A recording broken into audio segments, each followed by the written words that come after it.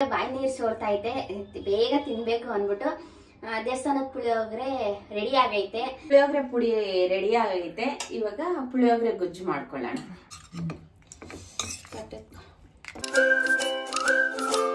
ಇವತ್ತು ಸಂಕಷ್ಟಿ, ಮನೇಲೆ ಫೋಟೋಕ್ಕೆ ಹಣ್ಣು ಇಕ್ಕಿ ಹೂವು ಇಕ್ಕಿ ಪೂಜೆ ಆಯಿತು.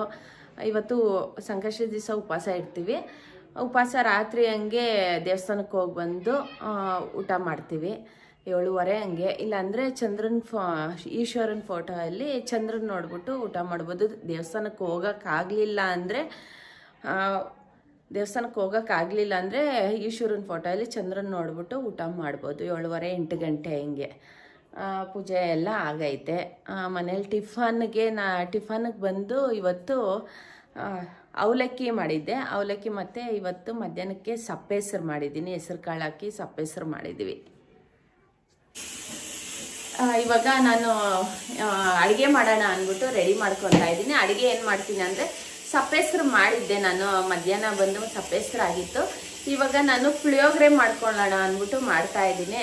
ಪುಳಿಯೋಗರೆ ಆಸೆ ಆಗ್ತಾಯಿತ್ತು, ಅದಕ್ಕೋಸ್ಕರ ಪೌಡ್ರ್ ನಾನೇ ಮಾಡಿ, ನಾನು ಯಾವಾಗೂ ಪ್ಯಾಕೆಟ್ ತಂದು ಮಾಡಿಬಿಡ್ತೀನಿ. ಪುಳಿಯೋಗರೆ ಮಾತ್ರ ವಾಂಗಿಬಾತ್ ಎಲ್ಲ ನಾವೇ ಪೌಡ್ರ್ ಮಾಡಿ ಮಾಡ್ತಾಯಿದ್ವಿ. ಪುಳಿಯೋಗರೆ ಮಾತ್ರ ಪ್ಯಾಕೆಟ್ ತಂದು ಮಾಡಿಬಿಡ್ತಾ ಇದ್ವಿ.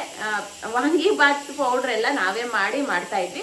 ಪುಳಿಯೋಗರೆ ಮಾತ್ರ ಪೌಡ್ರು ತಂದು ಮಾಡ್ತಾಯಿದ್ವಿ. ಇವತ್ತು ನಾನೇ ಪೌಡ್ರ್ ಮಾಡಿ ಪುಳಿಯೋಗರೆ ಮಾಡೋಣ ಅಂದ್ಬಿಟ್ಟು ಮಾಡ್ತಾಯಿದ್ದೀನಿ. ಇವತ್ತು ಊಟ ಮಾಡೋಕ್ಕೋಸ್ಕರ ಇವಾಗ ಊಟ ಮಾಡಬೇಕು. ಬಿಸಿ ಬಿಸಿ ಅನ್ನ ಮಾಡಿ ಕುಕ್ಕರಲ್ಲಿ ಇಕ್ಕಿದ್ದೀನಿ. ಬಿಸಿ ಬಿಸಿ ಅನ್ನಕ್ಕೆ ಪುಳಿಯೋಗರೆ ಕಲಿಸ್ಕೊಂಡು ತಿಂತಾ ಇರಬೇಕು ಅನ್ಸುತ್ತೆ. ಇವಾಗ ನಾನು ಫಸ್ಟ್ ಪುಳಿಯೋಗರೆ ಪೌಡ್ರ್ ಮಾಡ್ಕೊತಾ ಇದ್ದೀನಿ. 1 ಟೈಮ್ಗೆ 2 ಟೈಮ್ಗೆ ಆಗೋಷ್ಟು ಮಾತ್ರ ಚಿಕ್ಕದಾಗಿ ಮಾಡ್ಕೊತಾ ಇದ್ದೀನಿ. ನಿಮ್ಗೇನ ನೀವು ಮಾಡ್ಕೊಳಂಗಿದ್ರೆ ಇಷ್ಟ ಆದರೆ ಮಾಡ್ಕೊಳ್ಳಿ. ಒಂದ್ಸಲ ಮಾಡಿ ನೋಡಿ, ಇಷ್ಟ ಆದರೆ ನೀವು ಮಾಡ್ಕೊಳ್ಳಿ. ಇದು ದೇವಸ್ಥಾನದಲ್ಲಿ ಇರತ್ತಲ್ವ, ಆ ಥರ ಇರುತ್ತೆ ಪುಳಿಯೋಗರೆ ಬಂದು. ಯಾವ ಥರ ಮಾಡೋದು ಅನ್ನೋದು ಬನ್ನಿ ನಾನು ತೋರಿಸ್ತೀನಿ. ಫಸ್ಟ್ ಪೌಡ್ರ್ ಮಾಡ್ಕೊಳ್ಳೋಣ. ಬಾಣಲಿ ಇಟ್ಕೊಂಡು 3/4 ಕಪ್ಪಷ್ಟು ಉದ್ದಿನಬೇಳೆ ಲೈಟಾಗಿ ಫ್ರೈ ಮಾಡ್ಕೊಳ್ಳೋಣ. ಜಾಸ್ತಿ ಬ್ರೌನ್ ಕಲರ್ ಬೇಡ, ಮೀಡಿಯಮ್ ಆಗಿ ಫ್ರೈ ಮಾಡ್ಕೊಳ್ಳೋಣ. ಫ್ರೈ ಆಗ್ತಾ ಇದ್ದಂಗೆ ಕಡಲೆಬೇಳೆ ತೊಗೊತೀನಿ ನಾನು 1 ಕಪ್ಪಷ್ಟು. 1 ಕಪ್ಪು ಕಡಲೆಬೇಳೆ ಆದರೆ 3/4 ಕಪ್ಪಷ್ಟು ಉದ್ದಿನಬೇಳೆ, ಇಷ್ಟು ಸಾಕು. ಇದು ಅಷ್ಟೇ ಫ್ರೈ ಮಾಡ್ಕೊಳ್ಳೋಣ. ನಿಮ್ಗೆ ಬೇಕಾಗಿದೆ ಎಲ್ಲ ಒಂದೇ ಸಮ ಹಾಕಿ ಫ್ರೈ ಮಾಡ್ಕೊಬೋದು. ಒಂದೊಂದು ಫ್ರೈ ಆಗಲ್ಲ. ಇವಾಗ ಉದ್ದಿನಬೇಳೆ ಬೇಗ ಫ್ರೈ ಆಗುತ್ತೆ, ಕಡಲೆಬೇಳೆ ಫ್ರೈ ಆಗಲ್ಲ. ಅದಕ್ಕೋಸ್ಕರ ಸ್ವಲ್ಪ ಬೇರೆ ಬೇರೆ ಫ್ರೈ ಮಾಡಿಕೊಂಡ್ರೆ ಚೆನ್ನಾಗಿ ಫ್ರೈ ಆಗುತ್ತೆ. ಇದು ಅಷ್ಟೇ ಫ್ರೈ ಆಯಿತು. 1 ಸ್ಪೂನ್ ಅಷ್ಟು ಕಾಳುಮೆಣಸು, ನಿಮ್ಗೆ ಗೊತ್ತಾಗುತ್ತೆ.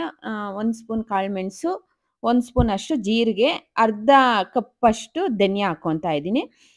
ಧನಿಯಾ ಇಲ್ಲಾಂದರೆ 1 ಸ್ಪೂನ್ ಅಷ್ಟು ಧನಿಯಾ ಪೌಡ್ರ್ ಹಾಕ್ಕೊಬೋದು. ಇದು 3 ಹಾಕ್ಕೊಂಡು ಫ್ರೈ ಮಾಡ್ಕೊಳ್ಳೋಣ. ಮೆಂತ್ಯ 1/4 ಸ್ಪೂನು, 10ರಿಂದ 15 ಕಾಳಷ್ಟು ಮೆಂತ್ಯ ಆದರೆ ಸಾಕು. ಇದೆಲ್ಲ ಹಾಕ್ಕೊಂಡು ಫ್ರೈ ಮಾಡ್ಕೊಳ್ಳೋಣ. ಮತ್ತು ಇದು ಫ್ರೈ ಮಾಡ್ಕೊಂಡಿದ್ರೆ ಒಂದು ಪ್ಲೇಟಲ್ಲಿ ತೆಗೆದಿಟ್ಕೊಂಡು ಎಳ್ಳು 1/4 ಕಪ್ಪಷ್ಟು ಎಳ್ಳು ಹಾಕ್ಕೊಂಡು ಅದು ಲೈಟಾಗೆ ಚಿಟಪಟ ಅನ್ನತ್ತೆ ಸಾಕು. ಅಷ್ಟು ಫ್ರೈ ಮಾಡಿಕೊಂಡು ಇದು ಬೇರೆ ಇಟ್ಕೊಳ್ಳೋಣ. ಇದು ತೆಗೆದು ಫ್ರೈ ಆಗ್ತಾ ಇದ್ದಂಗೆ ಬೇರೆ ಇಟ್ಕೊಳ್ಳೋಣ. ಮತ್ತು ಕರ್ಬೇವಿನ ಸೊಪ್ಪು 1-2-3 ಕಡ್ಡಿಯಷ್ಟು ಕರ್ಬೇವಿನ ಸೊಪ್ಪು ಹಾಕ್ಕೊಂಡ್ರೆ ಸಾಕು.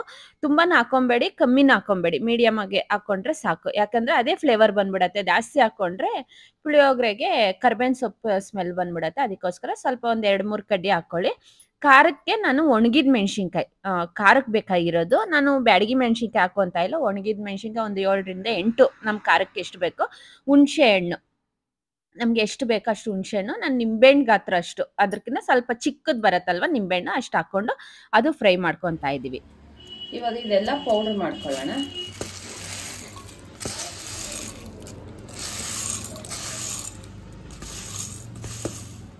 ನಾವು ಇದಕ್ಕೆ ರುಚಿಗೆ ಎಷ್ಟು ಬೇಕಷ್ಟು ನಾನು ಕಲ್ಲುಪ್ಪು ಆ್ಯಡ್ ಮಾಡ್ತಾ ಇದ್ದೀನಿ. ಪೌಡ್ರ್ ಆಗುತ್ತೆ ಕ್ಲೀನಾಗಿ. ಮತ್ತು ಇಂಗು ಸ್ವಲ್ಪ ಹಿಂಗೆ ಹಾಕ್ಕೊಂಡು ಅದಕ್ಕೆ ಪೌಡ್ರ್ ಮಾಡ್ಕೊಳ್ಳೋಣ. ನುಣ್ಣಗೆ ಫಸ್ಟು ಇದು ಪೌಡ್ರ್ ಮಾಡ್ಕೊಳ್ಳಿ. ನಾನು ಇನ್ನೂ ಹುಣಸೆಹಣ್ಣು ಆ್ಯಡ್ ಮಾಡಿಲ್ಲ. ಇದು ನುಣ್ಣಗೆ ಪೌಡ್ರ್ ಆದಮೇಲೆ ನಾವು ಹುಣಸೆಹಣ್ಣು ಹಾಕ್ಕೊಂಡು ಮತ್ತು ಬೆಲ್ಲ ಎಷ್ಟು ಬೇಕೋ, ಸಿಹಿ ಎಷ್ಟು ಬೇಕೋ ನಾನು ಸ್ವಲ್ಪ ತುರಿದಿಟ್ಕೊಂಡಿದ್ದೀನಿ. ಬೆಲ್ಲನೂ ಹುಣಸೆಹಣ್ಣು ಹಾಕಿ ಒಂದು ಸ್ವಲ್ಪ ತರಿಯಾಗಿ ಮಿಕ್ಸಿಗೆ ಹಾಕ್ಕೊಬೋದು. ಫಸ್ಟು ಪೌಡ್ರ್ ಮಾಡ್ಕೊಂಬಿಡಿ, ಆಮೇಲೆ ಲಾಸ್ಟಲ್ಲಿ ಬಂದು ಹುಣಸೆಹಣ್ಣು ಬೆಲ್ಲ ಹಾಕ್ಕೊಂಡು ಪೌಡ್ರ್ ಮಾಡ್ಕೊತಾ ಇದ್ದಂಗೆ ಇದು ಪುಳಿಯೋಗರೆ ಪೌಡ್ರ್ ರೆಡಿ ಆಗೈತೆ. ಅಂದರೆ ತುಂಬ ಚೆನ್ನಾಗಿರುತ್ತೆ. ದೇವಸ್ಥಾನದಲ್ಲಿ ಯಾವ ಥರ ಇರುತ್ತೆ ಅದೇ ಥರ ಇರುತ್ತೆ. ಪುಳಿಯೋಗರೆ ಪುಡಿ ರೆಡಿ ಆಗೈತೆ. ಇವಾಗ ಪುಳಿಯೋಗರೆ ಗೊಜ್ಜು ಮಾಡ್ಕೊಳ್ಳೋಣ. ಈಸಿಯಾಗೆ ಮಾಡ್ಕೊಬೋದು. ಇವಾಗ ನಾವು ಫ್ರೈ ಮಾಡ್ಕೊಂಡಿದ್ವಲ್ವ ಅದೇ ಬಾಣಲಿಗೆ ನಾವು 4 ರಿಂದ 5 ಸ್ಪೂನ್ ಅಷ್ಟು ಆಯಿಲ್ ಹಾಕ್ಕೊಂಡು ಕಡಲೆಬೇಳೆ, ಉದ್ದಿನ ಬೇಳೆ, ಕಡಲೆ ಬೀಜ ಇಷ್ಟು 3 ಹಾಕ್ಕೊಂಡು, ನಿಮಗೆ ಕಡಲೆ ಬೀಜ ಸ್ವಲ್ಪ ಜಾಸ್ತಿ ಹಾಕೊಳ್ಳಿ, ಚೆನ್ನಾಗಿರತ್ತೆ. ಕಮ್ಮಿ ಫ್ಲೇಮ್ ಇಟ್ಕೊಂಡು ಫ್ರೈ ಮಾಡ್ಕೊಳ್ಳಿ. ಯಾಕಂದ್ರೆ ನಾವು ಎಷ್ಟೊತ್ತೆ ಪುಳಿಯೋಗರೆ ಮಾಡಿ ಇಟ್ಟಿದ್ರು ಅದು ಕಡಲೆ ಬೀಜ, ಉದ್ದಿನ ಬೇಳೆ ಅದು ಕ್ರಿಸ್ಪಿ ಆಗಿ ಹೈ ಫ್ಲೇಮ್ ಇಟ್ಕೊಂಡು ಫ್ರೈ ಮಾಡ್ಕೊಂಡ್ರೆ ಬೇಗ ಮೆತ್ತಗಾಗೋಗುತ್ತೆ. ಫುಲ್ ಲೋ ಫ್ಲೇಮ್ ಇಟ್ಕೊಂಡು ಸ್ವಲ್ಪ ಚೆನ್ನಾಗಿ ಕೆಂಪು ಕಲರ್ ಬರೋವರೆಗೂ ಫ್ರೈ ಮಾಡ್ಕೊಳ್ಳಿ. ಇದಾದ್ಮೇಲೆ ನಾವು ಫ್ರೈ ಆದ್ಮೇಲೆ ನಾನು ಸಾಸಿವೆ ಮತ್ತೆ ಹಿಂಗೆ ಏನು ಆ್ಯಡ್ ಮಾಡ್ತಾ ಇಲ್ಲ. ಹಿಂಗೆ ಬಂದು ನಾವು ಪೌಡ್ರೆಲ್ಲ ಆ್ಯಡ್ ಮಾಡಿದ್ದೀವಿ, ಸಾಸಿವೆ ಆ್ಯಡ್ ಮಾಡ್ತಾ ಇಲ್ಲ. ಇದು ಚೆನ್ನಾಗಿ ಕೆಂಪು ಕಲರ್ ಫ್ರೈ ಆದ್ಮೇಲೆ ಬ್ಯಾಡಗಿ ಮೆಣಸಿನ್ಕಾಯಿ ಮತ್ತೆ ಕರ್ಬೇವಿನ ಸೊಪ್ಪು ಇಷ್ಟು ಹಾಕೊಂತೀವಿ. ನಿಮ್ಗೆ ಇನ್ನ ಖಾರ ಏನಂದ್ರೆ ನಾವು ಪೌಡ್ರಲ್ಲೇ ಹಾಕೊಂಡಿದೀವಿ ಒಣಗಿದ ಮೆಣಸಿನ್ಕಾಯಿ. ಇನ್ನ ನಿಮ್ಗೆ ಖಾರ ಬೇಕು ಅಂದ್ರೆ ಒಂದೇ ಒಣಗಿದ ಮೆಣಸಿನ್ಕಾಯಿ ಹಾಕೊಬಹುದು.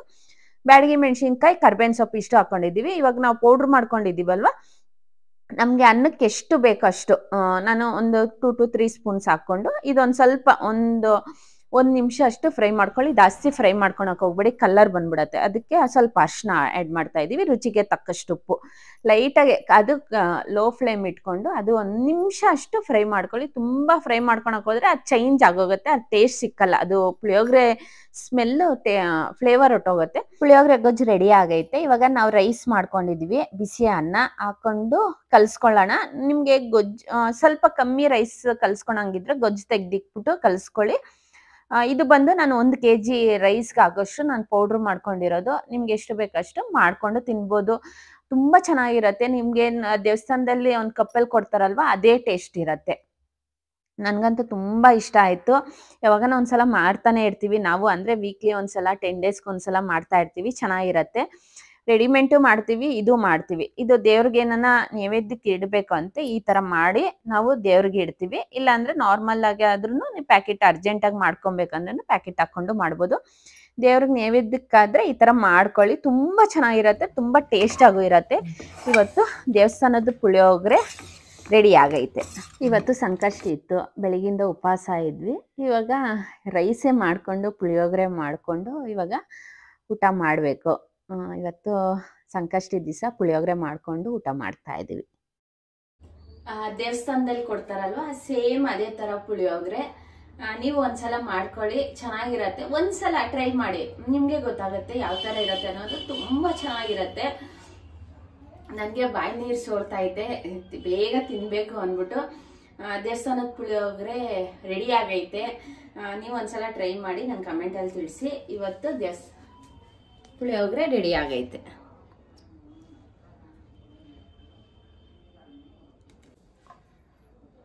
ಸೇರ್ಸನ್ ನೋಡಿ, ಇದು ಪುಳಿಯೋಗರೆ ಪೌಡ್ರು ನಾನು ಸ್ವಲ್ಪನೇ ಕ್ವಾಂಟಿಟಿ ಮಾಡಿರೋದು, ಚಿಕ್ಕ ಚಿಕ್ಕ ಸ್ಪೂನ್ಸ್ ಎಲ್ಲ ಹಾಕಿ ಮಾಡಿರೋದು.